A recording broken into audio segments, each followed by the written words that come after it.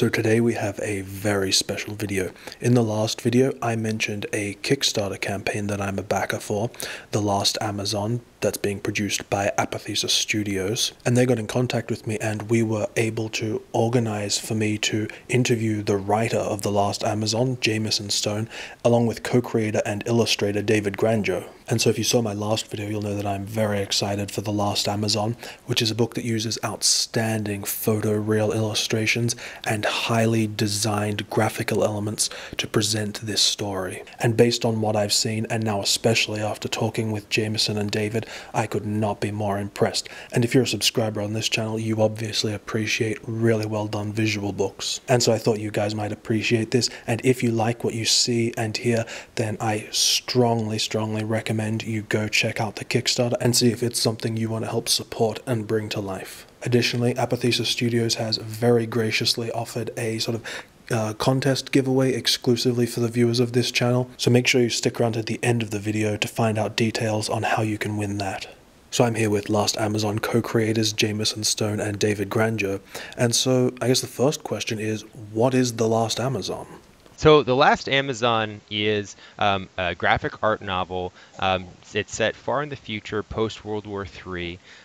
There are basically only two major kind of governments in this Mad Maxian world, and that's New Denver, or the Denver denizens, and what used to be Hawaii. There are other places that are still alive, non-major cities and not so densely populated locations still made it, but the entire United States all irradiated. So Denver also had ICBMs shot at it. They were able to take them out of the sky.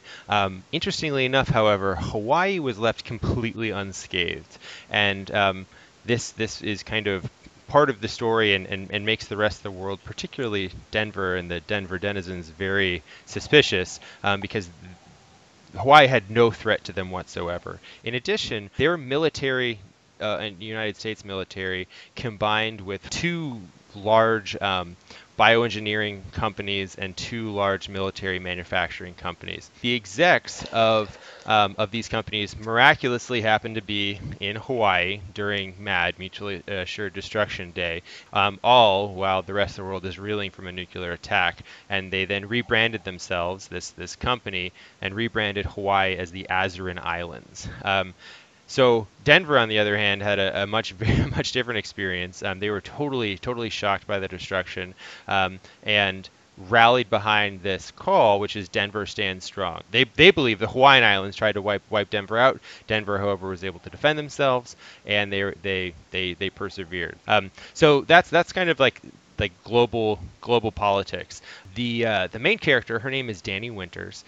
She is a female protagonist, and she grew up in complete and total isolation, living in the Rocky Mountains. The only thing that she had to keep her company was her computer and her internet connection. And so she grew up watching sitcoms from the Azurin Islands, and always wanted to go there. I mean, everyone wants to go there.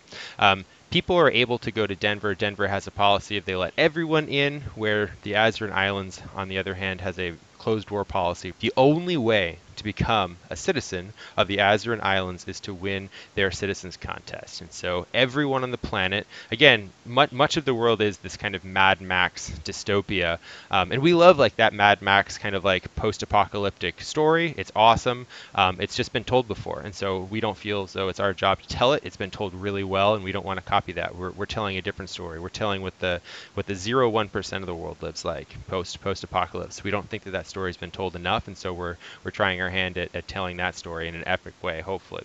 So the whole world enters this contest. They want a shot at living in paradise.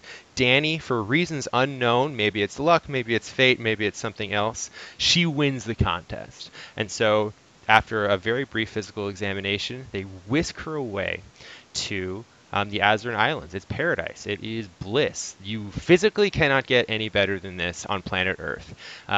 She had been training in kickboxing, and so when she gets there, they give her her own kickboxing gym where she's able to teach classes. They give her a high-rise apartment. They give her the equivalent of a Lamborghini. Life is good. Life is great. Life has never been better.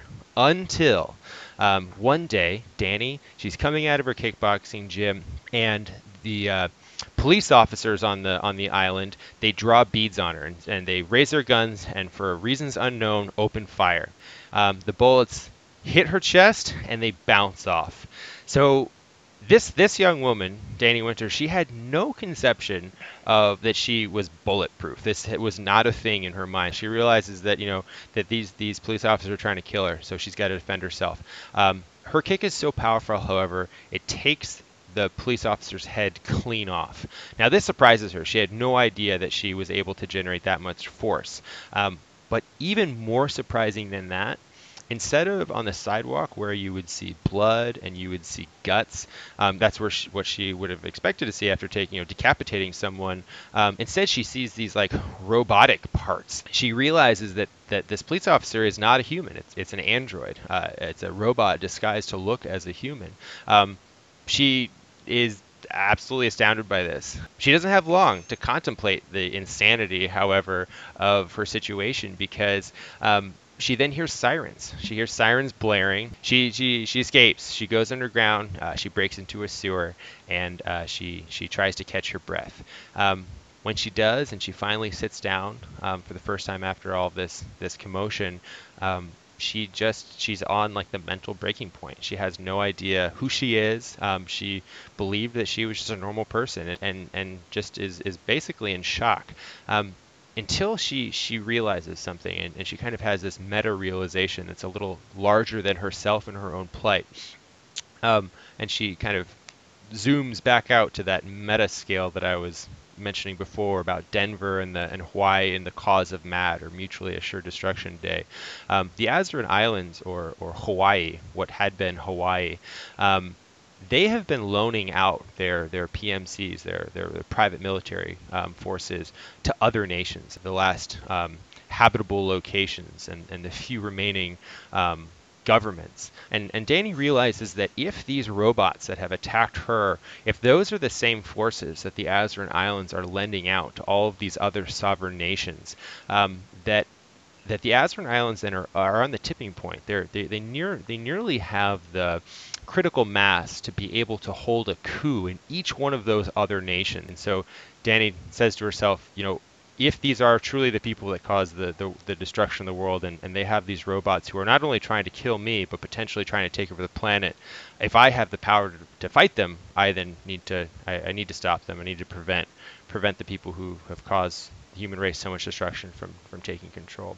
So that in and of itself is already an epic and interesting story, but what makes it even more exciting is the way you guys are using visuals and graphic elements to take this to the next level. Yeah, absolutely. So we're trying to tell a story from the perspective of someone who just turned on their post-apocalyptic. They're safe, but they've been cut off from the rest of the world, and they just get internet access, and they're trying to figure out what the heck happened. Obviously, they realize that there's been a nuclear holocaust. They don't know who caused it. They don't know why, and they don't know the major players on the scene and what their motives are. But then the reader being able to piece together this meta story, like this narrative of Denver, of the Azeroth Islands, and then of Danny and the other forces that are trying to control, manipulate Danny. And so the story is told through a series of news articles, even like tweets, and the tweet, there's no longer Twitter, right? Because Silicon Valley is just it's a crater. We have the Azeroth Islands, they have their own social media. It's called Hey Blue. And so different, tweets on Hey Blue, hacked emails. The person, the player character in terms of video game dynamics, but the reader's character has access to some pretty serious hardware. He or she just hadn't yet been able to actually get online. And so when they read an article about Danny, they're able to then hack databases and learn more about Danny, and actually then get into specific emails. And we just thought it's a really cool way of showing these unexpected viewpoints of the story. I really love that idea of casting the reader as a character, almost like you can't sort of be passive towards this book. You're interacting with it, you're piecing things together. I think that's really, really cool. And that makes me curious about how you guys came together, and how was this project born? I worked a long time for the Amazon, and I worked alone. So when I met Jameson to work on Shadow of the Moon, And he and I, kind of in our off time, were just basically just shooting the shit about other cool stories that we have and that we want to tell.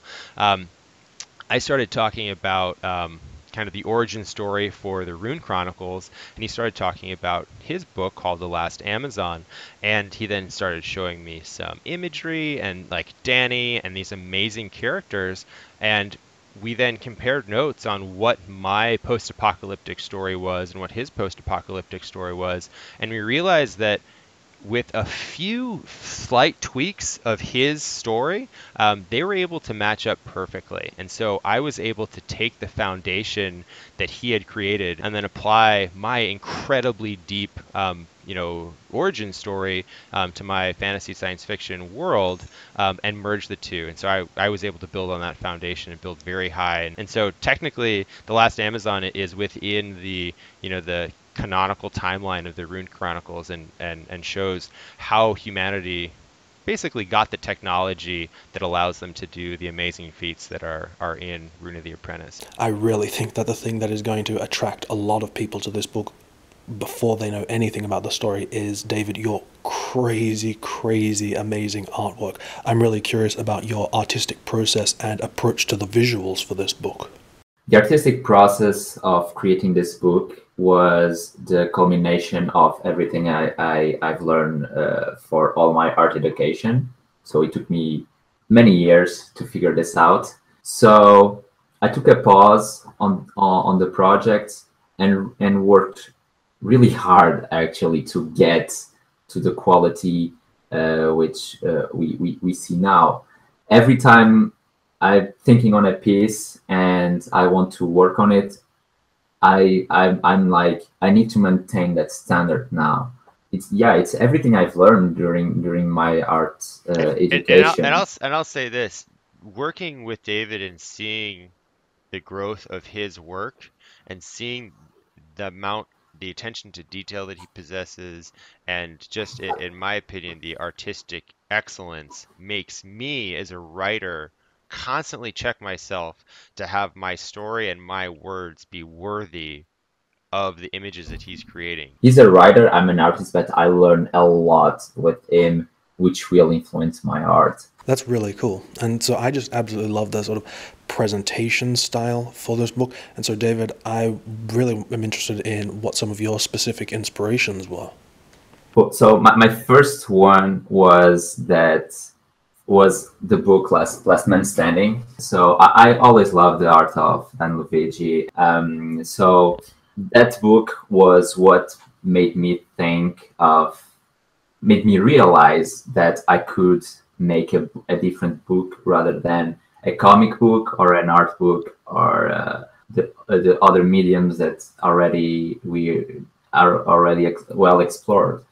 I noticed this from the Assassin's Creed franchise, especially the fourth one, Black Flag, where they tell a story through treasures, through collectibles, and I found that you discover great story through those articles of the game, like bonuses of the game.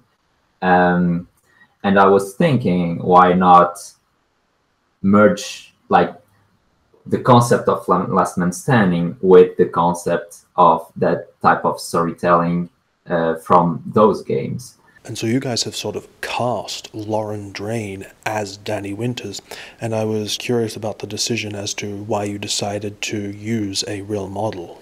I think I discovered Lauren in 2015, I think, when I first made my Instagram account. I made one drawing of her, she posted it.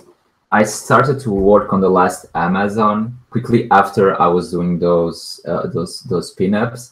She inspired me to make a really strong female character for this book. So first thing I've done was asking her permission to use her likeness, and she agreed because she really liked what I was doing and my art. So this Danny Winters was built through Lauren Drain, but from my perspective. He'll take like 5 different images of her, mix them together, and then like do crazy computer alchemy to it and transform it into something totally different. And it's like amazingly magic. And you know how Lauren feels about being cast as this superhero? Oh yeah, so she and I and David, we've had the pleasure of email correspondence back and forth, and we've gotten her permission to turn her into a superhero, and she loves it. She thinks it's really cool, and so we're now in the process of working with her, and she just recently posted another image, and so we're excited about having her followers get excited about the book. Absolutely.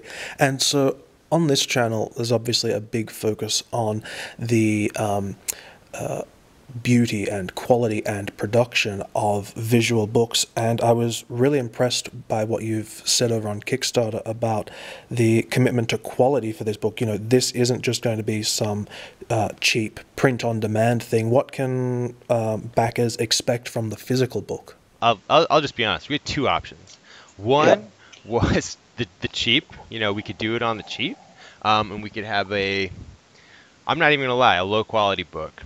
And even though it was hardcover, it was going to be a low quality book. The profit margins were awesome. We would have made a lot of money, but the product would have been bad. Just honestly, it would have been bad. And putting myself in the place of the reader, I would have gotten it, and I would have said, well, I just got screwed. And so we decided that if we were going to do this, we weren't going to do that. That we respected. I respected my readers more than that. I respected myself more than that. And so if we were going to do it, we were not just going to do it right, but we were going to do it like amazingly. And so we actually went and we searched. We did our due diligence. We found just the industry leader of graphic novels and art books, particularly on Kickstarter. And so we went with it's called On the Mark. He has produced some of the most beautiful graphic art books available. They're out there that are not done by these like mega monolith corporations. And so our actual book itself is going to be hardcovered with a signed and numbered foil bookplate. And so each book is going to be individualized and numbered for our backers. That was for me really important. A full 4C spot gloss UV, amazing art, matte lamination cover over 3mm board. So a very, very sturdy book, 9x12 landscape. So our binding is sewn signatures through head and tail bands, and it's going to be case bound. So many books, when they're glued, when you open them, you can't actually fully open it. You can't actually fully read the book, because if you do, you physically destroy the binding. So we're going with sewn signatures. It's much more expensive, but in my mind, it's the only way to do an art book. And I'm just so glad to hear that, because, books are what we do on this channel, and so to hear that commitment to quality is just so great. But then what else can people expect from backing this Kickstarter? What are some of the rewards you guys have? I wanted the actual first tier to be the thing. So the thing of this Kickstarter is this beautiful book, and it's not a paperback, it's not a digital, it is the actual hardcover. And so the $30 pledge, you get the hardcover. I could do a $20 or a $25 softcover and make money. The profit margins there are great, and I could basically scalp people. That's not what I do. That's not what Apotheosis Studio stands for, and it's not what David and I envisioned for this project. So we have the $30 pledge tier as cheap as we could make it feasible to get people the hardcover. We're going to be taking a hit on that, honestly, but we wanted to make it as inexpensive as we could. Yeah, that's so exciting, and I just know there's just something so gratifying about being able to back a Kickstarter, to be on sort of the ground floor, really bringing something to life, where, like you were saying about those people who can if you can only donate $10, when you're self-publishing, it really is every dollar counts sort of thing, and there's just that real sort of something special about being part of a select group of people who you knowing that you were responsible for bringing something really great to life. I was at Annapolis Comic-Con just 2 days ago, actually. God, it feels like 2 weeks ago because David and I have been working. I've been literally waking up at 3 in the morning and been working on this project. So just to make it the best that it can be, make this Kickstarter campaign the best that it can be. So 2 days ago, I was at Annapolis Comic Con, and I was telling this young woman about the story, and she's probably 17, is my guess, in high school.